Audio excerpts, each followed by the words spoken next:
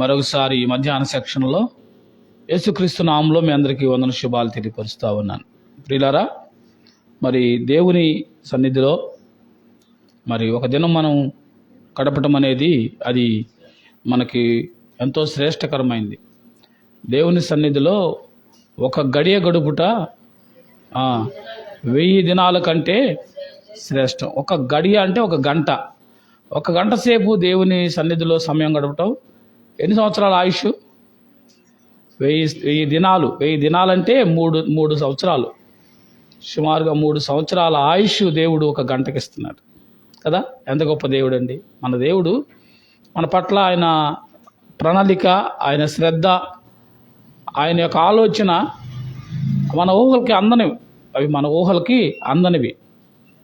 కనుక ప్రియులారా, మరి ఈ సమయంలో ఈ 2026 సంవత్సరం మరొక నెలలోకి దేవుడు మనల్ని పొడిగించి నూతన సంవత్సరంలో మరి నూతన నెల మొదటి నెలలో ఈ యొక్క 3వ శుక్రవారం జరుగుతున్న ప్రత్యేక కూడికలో ఉదయకాలం మనం ధ్యానించిన అంశాన్నే నేను మరొక కొంచెం విషయాలు జోడించి మీకు అందించాలని ఇష్టపడుతూ ఉన్నాను. రండి, ఉదయం చదువుకున్నాం కదా, అదే వాక్యాన్ని మరలా మూలపాఠంగా చదువుకుందాం. కీర్తన గ్రంథం 65వ కీర్తన 1-2 వచనాలు చదువుకుందాం. దేవా, సియోనులో మౌనంగా అన్నుట నీకు స్తుతి చెల్లించుటే, నీకు మొక్కుబడి చెల్లింపవలసి ఉన్నది. ప్రార్థన ఆలకించువాడా, సర్వ శరీరులు నీ యొద్దకు వచ్చెదరు. నా మీద మోపబడిన దోషములు భరింపజాలనివి. మా అతిక్రమముల నిమిత్తము నీవే ప్రాయశ్చిత్తము చేదువు. నీ ఆవరణలో నివసించినట్లు నీవు ఏర్పరచుకుని చేర్చుకున్నవాడు ధన్యుడు. చాలండి, ప్రార్థన చేసుకుందాం. దయాళుడు అయిన తండ్రి, నీ ఘనమైన నామమునకు వందనాలు. ఈ సమయంలో కొద్ది నిమిషాలు నా ప్రభువా నీ వాక్యాన్ని ధ్యానం చేయుచుండా. నిలబడిన వాడు నా తండ్రి అల్పుడు నాయన, బలహీనుడు నాయన, నీవే బలపరిచి నీ వాక్యం ద్వారా చేరొచ్చిన బిడ్డలతోనూ, నాతోనూ, లైవ్లో వింటున్న బిడ్డలతోనూ, బయట మైక్ ద్వారా వింటున్న బిడ్డలతోనూ మీరు మాట్లాడి నీ బిడ్డలను దీవించి ఆశీర్వదించమని యేసుక్రీస్తు నామములో అడుగుతున్నాను తండ్రి, ఆమేన్. ప్రభునందు ప్రియమైన సహోదరి సహోదరులారా, చదువుబడిన లేఖన భాగాన్ని మరలా మనం ఒకసారి పరీక్షిస్తే ఇక్కడ అంటా ఉన్నాడు దావీదు, ప్రార్థన ఆలకించువాడా. మన అంశం ఏంది? ఉదయం ప్రార్థన ఆలకించువాడా అనే అంశాన్ని మనం ధ్యానం చేశాం. రెండోది ఇక్కడ 4వ వచనంలో నీ ఆవరణలో నివసించినట్లు నీవు ఏర్పరచుకుని చేర్చుకునేవాడు. అది ఆయన ఆవరణలో అనగా ఆయన మందిరములో నివసించడం అనేది నీవే ఏర్పరచుకుని చేర్చుకున్నవాడు ధన్యుడు అని అంటున్నాడు. అంటే ఈ లెక్కన మీరందరూ ఎవరు? మీరందరూ ధన్యులు. ఆ ధన్యత దేవుడు మీకు ఇచ్చిన గొప్ప భాగ్యం కదా. ఇశ్రాయేలు, నీ భాగ్యము ఎంత గొప్పదో ఎరిగితివా. యేసు ప్రభు విమోచించిన నిన్ను పోలిన వాడెవడు. ఆయన ఆవరణలో నివసించడం, ఆయన ఆవరణలో మనం సమయం గడపడం, ఆయన ఆవరణలో కూర్చోవడం, ఆయన మాటలు వినడం, ప్రార్థన చేయడం, పాటలు పాడడం, ఇదంతా గొప్ప ధన్యత అనే సత్యాన్ని మనం గుర్తెరగాలి. కనుక ఈ సమయంలో, ఉదయకాల సమయంలో మనం ఈ యొక్క ప్రార్థన ఆలకించువాడు అనే అంశం మీద మాట్లాడినప్పుడు మనం చూస్తే మొదటిగా ప్రార్థన బైబిల్ గ్రంథంలో ఆదికాండం 4వ అధ్యాయం 26వ వచనంలో ఎనోషు ప్రార్థన ప్రారంభించినట్టు చూస్తాం. అలాగే ప్రకటన గ్రంథం 8వ అధ్యాయం 4వ వచనంలో ప్రార్థన ముగింపుని మనం చూస్తాం. బైబిల్ గ్రంథంలో మొత్తం 66 పుస్తకాలు ఉన్నాయి. ఆరంభ గ్రంథం ఏ గ్రంథం? అది ఆదికాండాన్ని ఆరంభ గ్రంథం అని కూడా అంటారు. ముగింపు ప్రకటన గ్రంథం. మొదటిది ఆదికాండం. ఆదికాండంలో మనకి ఎనోషు ద్వారా ప్రార్థన చేయడం ప్రారంభమైంది. ముగింపులో ప్రకటన గ్రంథం కొనసాగించాలి. ఆరంభించిన వాళ్ళు ఆరంభించాలి. మంచి మాట మీరు చెప్పింది. ఇంతవరకు ప్రార్థన చేయడం ఆరంభించలేదనుకుంటే మంచిదే, ఆరంభించండి. చేయబడడం మంచిది కాదు, ఆరంభించడం మంచిది. ఆరంభించిన వాళ్ళు ఏం చేయాలా? కొనసాగించాలి. ఆరంభించిన వాళ్ళు ఏం చేయాలా? కొనసాయం 1వ వచనంలో, ఆది కాండం 7వ అధ్యాయం 1వ వచనంలో, యెహోవా ఈ తరమి వారిలో నీవే నా ఎదుట నీతిమంతుడై ఉండుట సూచితిని కనుక నీవును నీ ఇంటి వారును చాలండి ఓడలో ప్రవేశించుడి. నా మాటలు మీకు అర్థమవుతున్నాయా? జాగ్రత్తగా వాక్యాన్ని మనం ధ్యానం చేయాలి. ఈ తరం వారిలో నీవే నా ఎదుట నీతిమంతుడు అయి ఉండుట సూచితిని కనుక నీవు నీ ఇంటి వారు ఓడలో. ఏమిటి వాడ అని అంటే ఇది రక్షణ వాడ. ఆ దినాల్లో అంతకుముందు భూమి మీద వానే లేదు. అమ్మా వినాలి జాగ్రత్తగా. నోవాహు దినాల్లో పడిన ఆ జల ప్రళయానికి ముందు ఆకాశం నుంచి వర్షం పడడం లేదు. కొన్ని వందల సంవత్సరాలు దేవుడు కరువు వచ్చి ఆహారం లేక చనిపోతారు కదా అని మీరు అనుకోవచ్చు. బైబిల్ గ్రంథం ఏం చెప్తా ఉందంటే,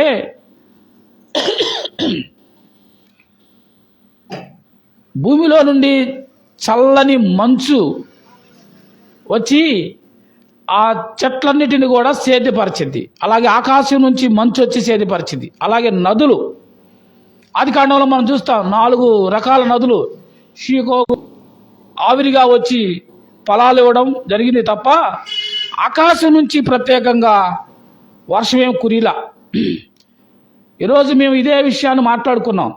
నీ సేవకురాలు మేము కలిసి ప్రతిరోజు ఉదయం ఆ బాయ్స్ హై స్కూల్లో వాకింగ్కి వెళ్తాం. మామూలుగా వాకింగ్ అంటే 5:30, 6 గంటలకు వెళ్తారు. మేము 7 గంటలకు 7:30కి వెళ్తున్నాం. ఎందుకు? బయట భయంకరంగా మంచు ఉంటుంది. మా పనే మాట్లాడాలి కాబట్టి మంచులో తడిచిపోతే జలుబు చేస్తే గొంతులు పోతే మా పని ఆగిపోయినట్టే. అందుకని కొంచెం ఆలస్యంగా వెళ్తున్నాం. ఈరోజు కూడా మేము 7 గంటల తర్వాత వెళ్ళినప్పటికీ గొప్ప దేవుడు మన దేవుడు అని అన్నాం. అంటే నోవాహుకు ముందు ఆకాశం నుంచి వర్షం అనేది లేదు. భూమి మీద మంచు ద్వారా ఆ యొక్క ఫలాలు వచ్చాయి, వృక్షాలు పండాయి. అలాగే నదుల్లో ఉన్న నీటి ద్వారా ఆ యొక్క నీరు ద్వారా పంటలు పండించేవారు. అయితే ఇప్పుడు ఏం జరుగుతుందనంటే, భూమి మీద మానవుడిని చేసినందుకు దేవుడు సంతాపడి మొత్తాన్ని నాశనం చేయాలనుకున్నారు పరిస్థితుల్లో భూమి మీద తేరు చూసినప్పుడు నోవాహు యథార్థవంతుడిగా కనపడ్డాడు. అందుకే ఇప్పుడు మాట్లాడుతున్నాడు దేవుడు, యెహోవా అని ఈ తరము వారిలో నీవే నా ఎదుట నీతిమంతుడా సూచితిని గనుక నీవు నీ ఇంటి వారును. అమ్మ వినాలి. ఎవరు నీతిమంతులు? నోవాహు కుమారులు నీతిమంతులా, కోడలు నీతిమంతులా, భార్య నీతిమంతులని రాశారా? ఎవరిని గురించి రాశారు? నోవాహుని నీతిమంతుడు, యథార్థవంతుడు అని రాశారు కదా. ఈ తరం వారిలో నీవే నా ఎదుట నీతిమంతుడై ఉండి సూచితిని అని అంటున్నాడు. నోవాహు యొక్క నీతి ఇప్పుడు ఏమైంది? తన ఇంటికి రక్షణ. చెప్పండి. నోవాహు యొక్క నీతి తన ఇంటి వారి యొక్క రక్షణకు కారణమైంది. కాబట్టి నీ ఇంటి కొరకు ఇప్పుడు రాబోయే జలప్రళయం మనుషుల యొక్క దుర్మార్గతను బట్టి, పాపాన్ని బట్టి, చెడును బట్టి ఆకాశం నుంచి భయంకరమైన జలప్రళయం రాబోతుంది. భూమి మీద ఉన్న అన్ని చనిపోతారు. కాబట్టి నువ్వు నీతిమంతుడుగా ఉన్నావు కనుక నీ కొరకు ఒక ఓడను సిద్ధం చేసుకో. అందులో నీవు, నీ కుమారుడు, నీ కోడళ్ళు, నీ భార్య, నీ కుటుంబం అంతా ఓడలో క్షేమంగా ఉండండి అని అన్నాడు. చూసారా ఎంత గొప్ప భాగ్యం దేవుడిచ్చాడు. ఎవరిని బట్టి ఇచ్చాడు అని చూస్తే నోవాహును బట్టి దేవుడి గొప్ప అవకాశం ఇచ్చి 9వ అధ్యాయం 1వ వచనంలో, ఇదే ఆది కాండం 9వ అధ్యాయం 1వ వచనంలో, మరియు దేవుడు నోవాహును అతని కుమారులను ఆశీర్వదించి మీరు ఫలించి అభివృద్ధి పొంది చాలండి. ఎవరండి వీళ్ళు? ఇప్పుడు దేవుడు మాట్లాడుతున్నాడు, నోవాహు కుమారులతో మాట్లాడుతున్నాడు. ఏమని? మొదట నోవాహు అతని కుమారులను దేవుడు ఏం చేశాడట? ఆశీర్వదించాడు. నీ నీతి నిన్ను ఆశీర్వాదానికి కారకురాలుగా చేస్తుంది. నీ నీతి నిన్ను లోకం నుండి వేరు చేస్తుంది.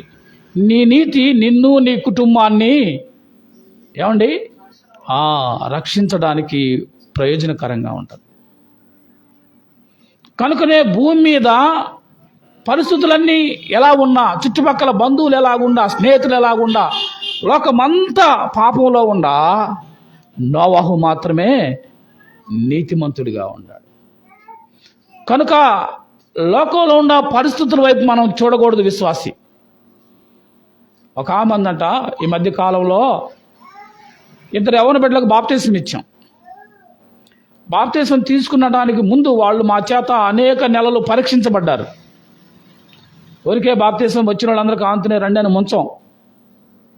వారికి ఖచ్చితంగా సత్యాన్ని, వాక్యాన్ని నేర్పించి ప్రార్థన చేసి వాళ్ళతో 10 సార్లు 20 సార్లు మాట్లాడి రోజు వాళ్ళకి క్లాసులు చెప్పి సేవకురాలు కూర్చోబెట్టి ఎంత సిద్ధం చేసి వాళ్ళని బాప్తిసానికి తీసుకెళ్ళి బాప్తిసం ఇస్తే వచ్చేటప్పుడు ఒక ఆమందంట, అబ్బో ఎవరులే ఈ రోజుల్లో తప్పు చేయకుండా ఉండేది, వీళ్ళు ఎంతవరకు ఉంటారో చూస్తాను అనే మాట అందంట. ఎంత బాధాకరం అండి. ఏమనాలి ఆ మాటకి? వాళ్ళు అప్పుడే యవ్వన పిల్లలు 16, 17, 18 సంవత్సరాల పిల్లలు ప్రభువుని నమ్ముకొని బాప్తిసం తీసుకుంటే సంతోషించాలి. వారిని బట్టి వారి కోసం ప్రార్థన చేయాలి, వాళ్ళని ప్రోత్సహించాలి, వాళ్ళని మెచ్చుకోవాల్సిన వాళ్ళు ఏమంటున్నారంటే, ఎవరులే పాపం చేయకుండా ఉండేది, ఎవరులే కరెక్ట్గా ఉండేది, ప్రార్థనకి వెళ్ళే వాళ్ళందరూ కరెక్ట్గా ఉంటారా, వీళ్ళు ఎంతవరకు ఉంటారో చూస్తామన్నప్పుడు నాకు చాలా దుఃఖం వేసింది. అయ్యో, ఎంత ఘోరమైన పాపం మాట మాట్లాడుతూ ఉన్నారు. ఆలోచన చేశారా? ఇలా గనక అనుకున్నట్లయితే నోవా అనేవాళ్ళు ఏమనుకోవాలా? నోవా కుటుంబం ఏమనుకోవాలా? చుట్టూ ఉన్న వాళ్ళంతా పాపంలో నిండిపోయారు. దేశమంతా, ప్రపంచమంతా కూడా జలప్రలయంలో నశించిపోతున్నారు. కానీ నశించిపోకుండా ఉండారా లేదా? చెప్పండి, నశించిపోకుండా ఉండారా లేదా? ఒక కుటుంబం నశించిపోకుండా నిలబడింది. నా మాటలు మీకు అర్థమవుతున్నాయా? ఒక కుటుంబం నశించిపోకుండా నిలబడింది. ఆ కుటుంబం నీ కుటుంబం ఎందుకు కాకూడదు? ఆ కుటుంబంలో నువ్వెందుకు ఉండకూడదు? ఆ దేవుని యొక్క మెప్పు నువ్వు పొందిన దాన్ని ఎందుకు కాకూడదు? నా మాటలు మీకు అర్థమవుతున్నాయా? కనుక లోక పద్ధతులు, లోక పోకడలు మనకు అనవసరం. లోకం తన పనులు తాను చేసుకుంటూ పోతుంది. కానీ నిన్ను పిలిచిన వాడు నమ్మదగిన వాడు, నిన్ను ఏర్పాటు చేసుకున్నవాడు నమ్మదగిన వాడు, నీ కొరకు ఏదైనా చేయగల సమర్థుడు ఆయన. ప్రపంచమంతా జలప్రళయంలో మునిగిపోతున్నప్పుడు ఒక్క నోవాను కుటుంబాన్ని మాత్రమే ఇంత పెద్ద జలప్రళయంలో కాపాడడం అంటే ఇది ఆషామాష. దాని కొరకు దేవుడే ముందు సిద్ధం చేసి నీ కుటుంబం కొరకు ఏం చేయాలా? ఒక ఓడను సిద్ధం చేసుకో కదా. నోవా దేవుని మాట విన్నాడు, ఓడను సిద్ధం చేశాడు. నోవా తన 3 కుమారులు, ముగ్గురు కోడళ్ళు, భార్య 8 మంది రక్షించబడ్డారు కదా. వాళ్ళు ఇప్పుడు ఏమన్నాడు దేవుడు? చదవండి, వచ్చిన 9:1 దేవుడు నోవాహు అతని కుమారులను ఆశీర్వదించి మీరు ఫలించి అభివృద్ధి పొంది భూమిని, అది ఏదైతే ఈ భూమి పాపముతో నిండిపోయిన ప్రజలందరినీ ఏం చేశాడు? దేవుడు తీసేశాడు. ఇప్పుడు మీరేం చేయాలా? ఫలించాలి, అభివృద్ధి చెందాలి, మిమ్మల్ని ఆశీర్వదించాను, మీరు వెళ్ళి ఈ భూమిని మీ బిడ్డలతో ఈ భూమిని నింపండి అని ఒక కుటుంబంతో దేవుడు ఏం చేశాడు? భూమిని అంతా మరలా ఏర్పాటు చేసుకున్నాడు. ఎంత గొప్ప దేవుడు! ఆలోచించారా? ఆయన మన హృదయాలు చూస్తాడు, మన జీవితాలు చూస్తాడు, మన మాటలు చూస్తాడు, మన క్రియలు చూస్తాడు. మనలోని విశ్వాసం, నీలో ఆవగించంత విశ్వాసం ఉంటే కదా ఈ కొండను ఇక్కడ నుంచి పెగిలించమంటే అవతలేమంటే వెళ్ళిపోయి. అయితే మనలో ఆ విశ్వాసమే లేదు. ఆ నిండైన విశ్వాసం నీలో ఉండాలని దేవుడు కోరుకుంటున్నాడు. ఎలా వస్తుంది విశ్వాసం? యేసుక్రీస్తుని నమ్మడం ద్వారా విశ్వాసం వస్తుంది. యేసుక్రీస్తు మీద ఆధారపడడం ద్వారా, సంపూర్ణంగా ఆధారపడాలి, కొంత కాదు, సంపూర్ణంగా. నీవే సమస్తం మా కొరకు చేయగలిగిన వాడవు, నీవు తప్ప లోకంలో మాకు ఏది అక్కర్లేదు, నువ్వే మాకు కావాలని నువ్వు సంపూర్తిగా దేవుని మీద ఆధారపడితే దేవుడు నిన్ను విడిచిపెట్టకుండా, ఇదిగో లోకం ఏమైపోయినా, ఎటెళ్ళిపోయినా, ఎలా ఉన్నా నిన్ను నీ కుటుంబాన్ని ఆయన ఏం చేస్తాడు? ప్రత్యేకపరుస్తాడు, ఆశీర్వదిస్తాడు అని చెప్తున్నాడు. నోవాహు అతని కుమారులను దేవుడు ఆశీర్వదించి ఫలించి అభివృద్ధి చెంది మీరేం చేయాలట? భూమిని నింపాలి, నింపాలి, నింపాలి. కుటుంబం ఈనాడు క్రైస్తవ కుటుంబాలు ఎలా ఉన్నాయి ఆలోచన చేయండి. క్రైస్తవ కుటుంబాలు చాలా దెబ్బతింటున్నాయి. కారణం ఏంటంటే ఇలాంటి వాళ్ళు ఉండి, అబ్బో ఎవరు నీతిమంతులు ఉన్నారులే, ఎవరంత కరెక్ట్గా ఉన్నారులే అని లోకం మిమ్మల్ని ఏం చేస్తుంది? బయటికి లాగుతూ ఉంది. నువ్వు మందిరంలో ఉంటే ఇష్టం లేదు, నువ్వు ప్రార్థనలో ఉండడం ఇష్టం లేదు, నువ్వు ప్రార్థనకి వెళ్ళడం ఇష్టం లేదు, నువ్వు మంచిగా మాట్లాడడం, నువ్వు మంచిగా జీవించడం, నువ్వు ప్రత్యేకంగా దేవుని బిడ్డగా ఉండడం ఇష్టం లేదు. అయ్యో బయలుదేరాడు రా భక్తుడు, అయ్యో బయలుదేరిమ్మ భక్తురాలని నీ మీద నిందలు, అర్థమైందా? నిందలు మోపుతావు. అవకాశం వస్తే వెనక లాగాలని ఎలాగైనా లోకంలో కలుపుకోవాలని కదా. ఇంకొకళ్ళని జ్ఞాపకం చేసుకుందాం. యోబు గ్రంథం 1వ అధ్యాయం 1వ వచనం. యోబు గ్రంథం 1వ అధ్యాయం 1వ వచనం.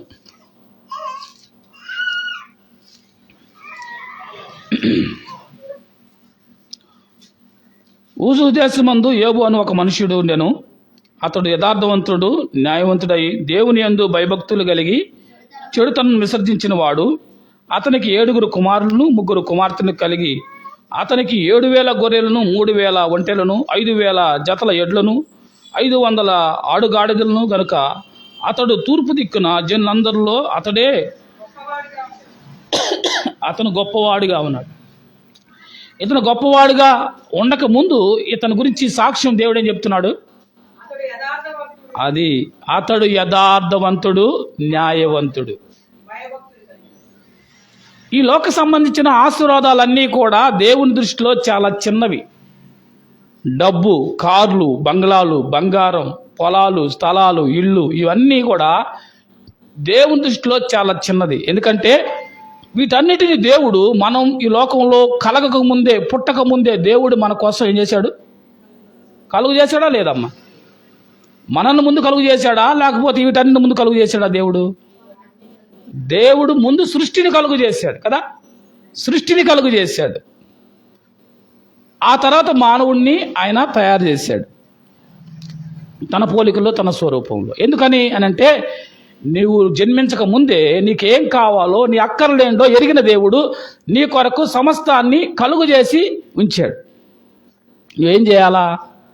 వాటిని అనుభవించడమే. నువ్వు అనుభవించాలంటే ఎలా ఉండాలి? అవన్నీ నువ్వు పొందుకోవాలంటే ఎలా ఉండాలి అనంటే, ఇదిగో ఈ యొక్క యోబు యథార్థవంతుడు, న్యాయవంతుడు. నువ్వు యథార్థంగా ఉండు, న్యాయంగా ఉండు, దేవుని యందు భయభక్తులు కలిగి ఉండు.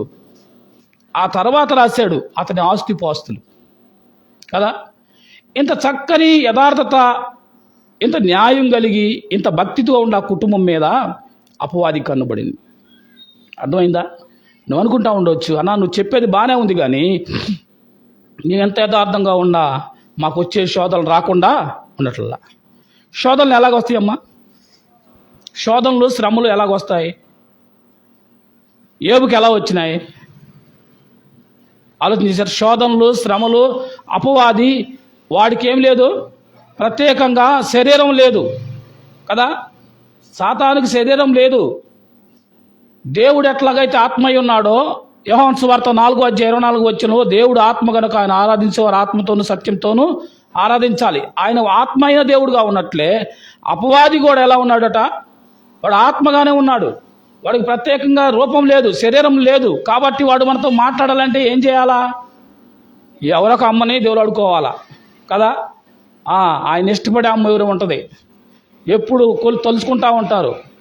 లెగిస్తే దేవుని మాట కంటే కూడా సాతాను మాటే వాళ్ళ నోట్ వస్తుంది. లెగిస్తే సాతాను గాడు, సాతాను పోవాలి, సాతాను పోవాలి, సాతాను పోవాలి, పోవాలంటే వాళ్ళు ఆమెలో వచ్చి కూర్చుని చక్కగా 10 సార్లు వేసాయా నీకు వందనాలయ్యా అనుకుంటే దీవించబడతావు, కానీ సాతాను గురించి మనకెందుకండి? ఆలోచన చేశారా? మేము ఆ కొట్టు పెట్టిన కొత్తలో విజయనగర్ కాలనీ నుంచి ఒక చక్కని కుర్రోడండి, చాలా చక్కగా ఉంటాడు, ఎర్రగా ఉంటాడు, బాగా చదువుకున్నాడు, బీఎస్సీ కెమిస్ట్రీ ఏమైనా చదువుకున్నాడు, బాగా చదువుకున్నాడు. అయితే ఒక దుర్బోధలో పడ్డాడు. ఒక దుర్బోధకుడిని అనుసరిస్తూ భక్తి అనుకుంటూ ప్రతిరోజు వచ్చి సాయంత్రం 10 గంటలకు కొట్టుముసి సమయాన్ని నా దగ్గర ఉంచుంటాడు. అన్నా కొద్దిసేపు మాట్లాడొచ్చా అని వస్తాడు. మాట్లాడయ్యానంటా ఉంటాను. అన్నా అదన్నా ఇదన్నా సాతానుగాడు అని వచ్చిన ప్రతిసారి ఒక 50 సార్లు సాతాను అనే మాట 50 సార్లు మాట్లాడతాడు. దేవుడు అనే మాట 5 సార్లు మాట్లాడతాడు. ఒకసారి అక్క ఈయన ఒకసారి వచ్చి, తమ్ముడా 50 సార్లు సాతాను అంటున్నావు, 5 సార్లు దేశాయి అంటున్నావు, దీనివల్ల నష్టపోతావు, జాగ్రత్త.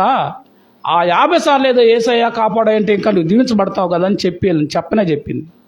కాదక్క అసలు సాతాను కూడా సంగతి లేదు, నీకు తెలుసా, మళ్ళీ సాతాను అంటావు అని అంటే ఇలాగే మాటి మాటికి నెల్లు వచ్చి మమ్మల్ని బాగా హింసించేవాడు. ఆ అబ్బాయి వ్యక్తిగతంగా చాలా మంచోడండి, చెడ్డోడు కాదు, మంచోడే, భక్తిపరుడే, దేవుడు అంటే భక్తి ఉంది. కానీ ఒక దుర్బోధకుడి యొక్క బోధలో పడి యేసుక్రీస్తు దేవుడు కాదు అనే బోధలో పడి పీడి సుందరరావు గారి శిష్యుడు ఆ పుస్తకాలు తీసుకొచ్చి మా మీద రుద్దాలని, మమ్మల్ని ఏదో మార్చాలని ఎంత ప్రయత్నం చేస్తా, ఇదంతా కారణం ఎవరు తెలుసా, సాతానుగాడు అని ఒకరోజు నేను విన్నాను. దాని తర్వాత 1 సంవత్సరం తర్వాత అతనికి బ్రెయిన్ స్ట్రోక్ వచ్చి కాలు చెయ్యి నోరు పడిపోయింది. సరే వెళ్ళి చూసేద్దాం అనుకుంటున్నాను, కుదరట్లేదు. వాళ్ళ ఇల్లు ఎక్కడో తెలియదు నాకు, కనుక్కుంటా ఉన్నాను. 4 నెలల తర్వాత అతను చనిపోయాడని తెలిసింది. విజయనగర్ కాలనీ అని చనిపోయాడని తెలిసింది. భలే బాధేసింది. అయ్యో, ఎంత చదువు ఉంది, అందం ఉంది, మంచి జ్ఞానం ఉంది, భక్తి కూడా ఉంది, కానీ ఆ భక్తి ఏమైపోయింది, చెడు మార్గం. అమ్మ అందరూ మందిరాలకి వెళ్తున్నామంటే ప్రతి మందిరం నిజమైన మందిరం కాదు, ప్రతి బోధ నిజమైన బోధ కాదు. బోధలో కూడా అపవాది బోధలు ఉన్నాయి, జాగ్రత్త. అపవాది బోధలు ఉన్నాయి కనుక మనం ఏం చేయాలి, జాగ్రత్తగా లేఖనాల్లో అలాగ ఉన్నదో లేదో పరీక్షించి తెలుసుకొని అది వాస్తవమో కాదో అని తెలుసుకొని మనం దాన్ని తీసుకోవాలి తప్ప ఎవరైతే ఏం లేవులే దేవుడి గురించే చెప్తుంది అనుకుంటే మోసపోయే ప్రమాదం ఉంది. ఎవరైతే కాదు చెప్పేవారు మొదట సాక్ష్యం కలిగి ఉండాలి. సాక్ష్యం లేని వ్యక్తితో లేకుండా ఎలాంటి వ్యక్తితో అలాంటితో వాడితో దేవుడు మాట్లాడడు. ఒక తాగుబోతాడై ఉండి తాగి వచ్చి ఇక్కడ బైబిల్ గురించి చెబుతా ఉంటే వింటున్నారనుకో మీరు, బైబిలే కదా అని. ఈ తాగినోడిలో కూడా దేవుడు ఆత్మ ఉండిద్దా? ఏమ్మా, ఉండదు కదా. మరి ఎలా తీసుకుంటాం? ఎందుకంటే మనందరూ తెలుసు, లేఖనాల్లో మనం చూస్తే దేవుని పేరట దయ్యాలు వెళ్ళగొట్టాలని ప్రయత్నం చేసిన వాళ్ళు ఏమైపోయింది, అపవాది ఏం చేసింది, మేము దయ్యాలు వెళ్ళగొడతామని బయలుదేరారు ఒక ఇద్దరు. వాళ్ళు ఎవరో తెలుసా, వాళ్ళు ఒక ధర్మశాస్త్ర పండితులు కొడుకులే. మేము కూడా వెళ్ళగొడతామని వచ్చారు. వాళ్ళు దెయ్యం మీద మాట్లాడుతూ ఉన్నారు, సాతాను బట్టి దాంతో మాట్లాడుతూ ఉండి వెళ్ళిపో యేసుక్రీస్తునామములు అంటే ఆ సాతానే ఉంది తెలుసా, అరే మేము పౌలు ఎరుగుదము, యేసుని ఎరుగుదము. అపవాది మాటలు కూడా విన్నాం. చదువు.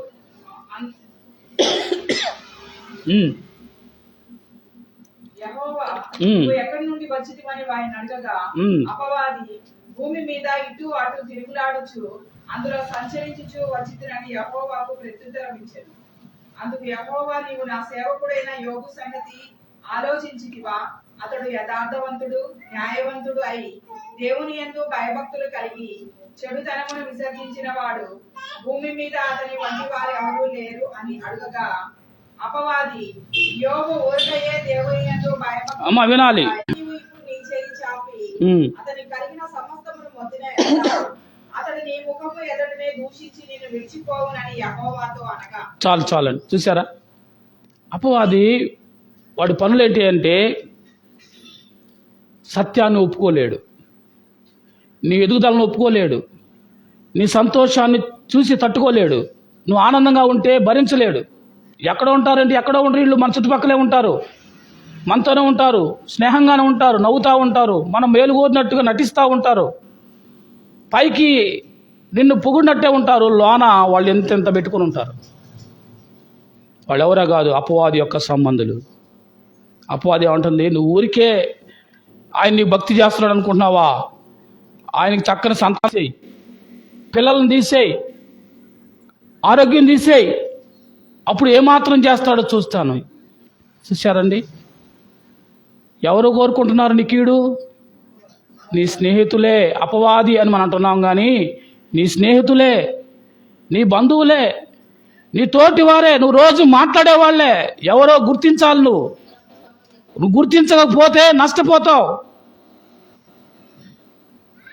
నీ మేలులు చూసి ఓర్వలేక నీ ముందు బాగా ఉన్నట్టుగా ఉండి నీ పక్కన ఏం చెబుతున్నాడు? ఇప్పుడు వచ్చి ఏదైతే కలిగి ఉందో వాటిని బట్టి ఆయన నిన్ను భక్తి చేస్తున్నాడు, ఇప్పుడు తీసి చూడు అని అన్నప్పుడు దేవుడు అన్నాడు, తీసుకో అన్నాడు. ఏవో పిల్లలు చనిపోయారు, ఆస్తి పోయింది, పనివాళ్ళు పోయారు, ఆరోగ్యం పోయింది. యథార్థత మానలా దేవుని యందు యథార్థత మానకుండా ఉండడం వల్ల ఏదైతే కోల్పోయాడో దానిని మళ్ళా దేవుడు ఏం చేశాడు? రెట్టింపిచ్చాడు. మన దేవుడు నమ్మదగిన వాడు. ఎప్పుడు మనం ఎప్పుడైతే ఈ లోక సంబంధమైన వారి యొక్క వలలో పడకుండా దేవుని వైపు నిలబడి ఉంటే, ఆ తర్వాత యోబు స్నేహితులు నలుగురు వచ్చి మాటికి విసిగిచ్చారు యోబుని. యోబు, ఎందుకు వచ్చింది ఈ రోగం నీకు? యోబు, ఎందుకు నీ పిల్లలు చనిపోయారు? యోబు, ఎందుకు నీ ఆస్తి పోయింది? ఏదో నువ్వు తప్పు చేసి ఉంటావు, ఆలోచించు, ఒప్పుకో మనని ఒకటే విసిగిస్తూ ఉన్నారండి. ఎన్ని అధ్యాయాలు తర్వాత అధ్యాయాలు, దాదాపు 30 అధ్యాయాలు ఏ మాటలు ఉంటాయి? ఒప్పుకో యోబు. వెంటబడుతున్నారు ఎవరు? స్నేహితులండి. ఆలోచన చేసావా అమ్మా? ఇలాంటి స్నేహితులు కదా, ఆలోచించే. దేవుడు నమ్మదగిన వాడు. యోబు యథార్థంగా ఉన్నాడు కనుక మరలా కోల్పోయిన దాన్ని మొత్తాన్ని యోబుకి దేవుడు ఇచ్చాడా లేదా? ఇచ్చేసాడు, దీవించాడు, ఆశీర్వదించి. ఆ తర్వాత పుట్టిన పిల్లలు ఆ దేశం అంతట్లో కూడా అలాంటి గుణవంతులు, రూపవంతులు మరొకరు లేరు. భార్య సైతం విసిగించుకుందండి. భార్య సైతం, ఏమయ్యా ఏంది ఈ రోగం? అయ్యో కంపు కొడుతుంది, నీ దగ్గర నేను చూడలేకపోతున్నాను నీ రోగాన్ని బట్టి. నువ్వు ఆ దేవుణ్ణి తిట్టి దూషించి చనిపోకూడదు అన్నా. ఏమమ్మా మూర్ఖురాలు మాట్లాడబాక. దేవుడిచ్చాడు, దేవుడు తీసుకున్నాడు. దేవుడు నామానికే మహిమ కలుగును గాక. ఓర్పుకో, సహనంగా దేవుని యందు నమ్మిక కలిగి నువ్వేం చేయాలా? ఉండాలి. మొదటి పాఠంలో మనం నేర్చుకున్నాం కదా, ఇస్సాకు బావులు తవ్వుతుంటే గెరారీలు పూడ్చి చేస్తున్నారు. బావి తవ్వుతుంటే ఇస్సాకు మంచి నీళ్ళు పడుతున్నాయి, వాళ్ళు వచ్చి ఏం చేస్తున్నారు? పూడ్చి చేస్తున్నారు. మళ్ళీ ఒక చోటుకి వెళ్ళాడు, అక్కడ తవ్వాడు, మళ్ళీ వచ్చి పూడ్చి చేస్తున్నారు. ఎంత ఓర్చుకున్నాడు తెలుసు. వాళ్ళ మీద తిరుగుబాటు చేయలా, వాళ్ళ మీద దేవుడికి వెళ్ళి సాడీలు చెప్పలా, ఓర్చుకున్నాడు. ఆ తర్వాత ఎవరైతే పూడ్చారో వాళ్ళే వచ్చి ఏం చేస్తున్నారు? అయ్యా మీ దేవుడు నిన్ను ఆశీర్వదించాడు కాబట్టి మనం ఏం చేయాలా? మనం సమాధాన పడదాం కదా, మనం సమాధాన పడదాం. వస్తారు వాళ్ళే నీ దగ్గరికి, ఖచ్చితంగా వస్తారు. నువ్వు ఎప్పుడు వస్తారో తెలుసా? మొదట వాళ్ళు గెలుస్తారు, మొదట వాళ్ళు ఏదో నీ మీద గొప్ప విజయం సాధించినట్టుగా లోకములందరి ముందు ఉంటారు. కానీ నువ్వు నిలకడగా, ధైర్యంగా, ఓర్పుగా, సహనంగా ఉంటే ఏమైంది? వాళ్ళంతటా వాళ్ళు వచ్చి కాళ్ళ మీద పడ్డారా లేదా? అయ్యా నీ దేవుడు గొప్పోడు కాబట్టి నేను సమాధాన పడదాం అని అన్నాడు. యోబు ఓర్పు, యోబు సహనం, యోబు భక్తి, యోబు ప్రార్థన, యోబు నీతి, యోబు యథార్థత ఏమాత్రం కోల్పోకుండా ఉన్నాడు. ప్రార్థన ద్వారా ఇది సాధ్యం. ఎలాంటి ప్రార్థన యోబు చేశాడు తెలుసా? అరుణోదయములే లేచి ప్రతి పిల్లల నిమిత్తం అరుణోదయములే బలర్పించేవాడు. బలర్పించడం ప్రార్థన చేసేవాడు. అరుణోదయం తెల్లవారకు మునిపే లేచి ఏం చేసేవాడు? తన పిల్లల కొరకు, తన కుటుంబం కొరకు ప్రార్థన చేసేవారు. ఇలాంటి ప్రార్థన చేసేవారుగా మనం ఉన్నామా? ఆలోచించేయండి. మరో వ్యక్తిని జ్ఞాపకం చేసి నేను ముగిస్తాను. ఆదికాండం 18వ అధ్యాయంలో మనందరం తెలిసిన సంగతే, అయినా మీకు ఈ యొక్క అంశాన్ని బట్టి జ్ఞాపకం చేయాలనుకుంటా ఉన్నాను. ఆదికాండం 18:24. ఆ పట్టణంలో ఒకవేళ 70 మంది నీతిమంతులు ఉండిన ఎడల దానిలోనున్న 70 మంది నీతిమంతుల నిమిత్తము ఆ స్థలము నాశనము చేయకువా? ఆ చొప్పున చేసి దుష్టులతో కూడా నీతిమంతులను చంపుట నీకు దూరమగును గాక. నీతిమంతుని దుష్టునితో సమముగా ఎంచుట నీకు దూరమగును గాక. సర్వలోకములకు తీర్పు తీర్చువాడా, న్యాయము చేయడా అని చెప్పినప్పుడు యెహోవా సొదొమ పట్టణంలో 50 మంది నీతిమంతులు నాకు కనబడిన ఎడల వారిని బట్టి ఆ స్థలమును కాయుదురని. చాలండి. ఇక్కడ ఏం జరుగుతుందంటే ఈ 18వ అధ్యాయంలో 2 విషయాలు జరుగుతున్నాయి. ఒకటి, మొదటి 18:1లోనేమో అప్పుడే మమ్రే వనం దగ్గర అబ్రహాము కూర్చున్నప్పుడు దేవుని దూతలు వచ్చినప్పుడు అబ్రహాము పరిగెత్తుకుంటా వెళ్ళి వాళ్ళకి కాళ్ళుగుడు కూడా నీళ్ళు ఇచ్చి వాళ్ళ ఇంటికి తీసుకొచ్చి వాళ్ళకి ఆతిథ్యం ఇచ్చి వాళ్ళ భార్య చేత రొట్టెలు చేయించి వాళ్ళకి చక్కని విందు ఏర్పాటు చేసి ఆ తర్వాత వాళ్ళు వెళ్తున్నప్పుడు ఆశీర్వదించి వచ్చే సంవత్సరం నీ కుమారుడు కలుగుతాడని చెప్పిన తర్వాత అబ్రహాంను ఆశీర్వదించి ఇప్పుడు వెళ్తున్నారు. వెళ్తా అబ్రహాంకు చెప్పే వెళ్తున్నారు. ఎక్కడికి? సొదొమ గొమొర పట్టణంలో లోతు కుటుంబం ఉంది. వినాలి జాగ్రత్తగా, ఇదే అర్థం చేసుకోవాలి మనం. సొదొమ గొమొర పట్టణంలో లోతు కుటుంబం ఉంది. అంతకుముందు ఈ లోతు కుటుంబం ఎక్కడుంది? అబ్రహాముతో కలిసి ఉంది. లోతు ఎవరు? అబ్రహాము సోదరుడు యొక్క కుమారుడు, అంటే ఆ కొడుకు అవుతాడు. అబ్రహాంకి తమ్ముడు కొడుకు అవుతాడు. కాబట్టి తనతో పాటే వచ్చాడు, అబ్రహాంతో పాటే కలిసి వచ్చాడు. అబ్రహామును దేవుడు ఆశీర్వదించినట్టే లోతును కూడా ఏం చేశాడు? ఆశీర్వదించాడు, దీవించాడు. ఆ పనివాళ్ళు, గొర్రెలు, గొడ్లు ఆస్తి ఎక్కువైపోయింది. మధ్యలో ఏమైంది అని అంటే మధ్యలో లోతు ఆలోచన మారింది.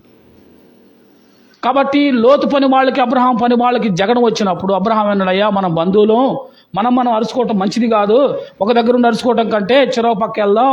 ఇదిగో నీ ముందు లోకం ఉంది, నువ్వు ఇటు వెళ్తే నేను ఇటు వెళ్తాను, నువ్వు ఇటు వెళ్తే నేను అటు వెళ్తాను అన్నప్పుడు నేను ఎక్కడికి వెళ్తాను బాబాయ్? నీ వల్లే కదా నాకు ఇంత పెద్దనాన్న లేకపోతే అన్న ఏదైనప్పటికీ నేను ఎక్కడికి వెళ్తాను? నీతోనే ఉంటాను, నీ వల్లే కదా నేను ఇట్లా ఆశీర్వదించబడ్డానని చెప్పాల్సిన అతను ఏం చేస్తున్నాడు? అబ్బా ఛాన్స్ దొరికింది రా బాబు అన్నట్టుగా వెళ్తానన్నాడు. దూరం నుంచి పచ్చగా కనపడుతుంది సొదొమ గొమొర. దూరం కొండలు నునుపు అంటారు కదా, దూరం కొండలు నునుపు అన్నట్టుగా. లేకపోతే ఎండమావులు కదా, ఎండమావులు తెలుసు కదా. దూరం నుంచి ఏమొస్తాయి? అక్కడ ఏం కనిపిస్తాయి? అక్కడ నీళ్లు ఉన్నట్టు కనిపిస్తాయి, కానీ ఏం లేదు అక్కడ. దగ్గరికి వెళ్తే నీళ్లుండవు. అలాగే సొదొమ గొమొర పట్టణం చూడడానికి పచ్చగా బ్రహ్మాండంగా కంటికి బాగుంది, కానీ దగ్గరికి వెళ్ళి చూస్తే ఆ పట్టణం భయంకరమైన పాపంతో నిండి ఉంది. అయినా అక్కడే తిష్ట వేసుకొని ఉన్నాడు లోతు కుటుంబం. ఇప్పుడు లోతు ఆ యొక్క పట్టణాలు వారి యొక్క దుర్గతిని బట్టి, వారి యొక్క పాపాన్ని బట్టి ఆ పట్టణాన్ని నాశనం చేయడానికి దేవుడు వెళ్తున్నప్పుడు అబ్రహాము తన సోదరుడు కుటుంబం నిమిత్తం ఏం ప్రార్థన చేయాలా? అయ్యా, అక్కడ మా సోదరుడు కుటుంబం ఉంది కదా, వాళ్ళని కాపాడయ్యా అని చేయకుండా అబ్రహాం ఏమని ప్రార్థన చేస్తున్నాడు తెలుసా? ఆ పట్టణాన్నే కాపాడమంటున్నాడు. ఏమన్నాడు? ఆ పట్టణాన్నే కాపాడమంటాడు. ఆ పట్టణం భయంకరమైన పాపంతో నిండి శాపం అయిపోయి రాబోతుంటే పట్టణం కాపాడమంటం ఏందని ఎన్నిసార్లు ప్రార్థన చేశాడు చూస్తే, మొదట 50 మంది ఉంటే ఆ పట్టణాన్ని క్షమిస్తావా అన్నాడు. తర్వాత 40 మంది ఉంటే క్షమిస్తావా అన్నాడు. ఆ తర్వాత 40 మంది ఉంటే క్షమిస్తావా అన్నాడు. ఆ తర్వాత 30 మంది, 20 మంది, 10 మంది. ఎన్నిసార్లు? 6 సార్లు అడిగాడండి.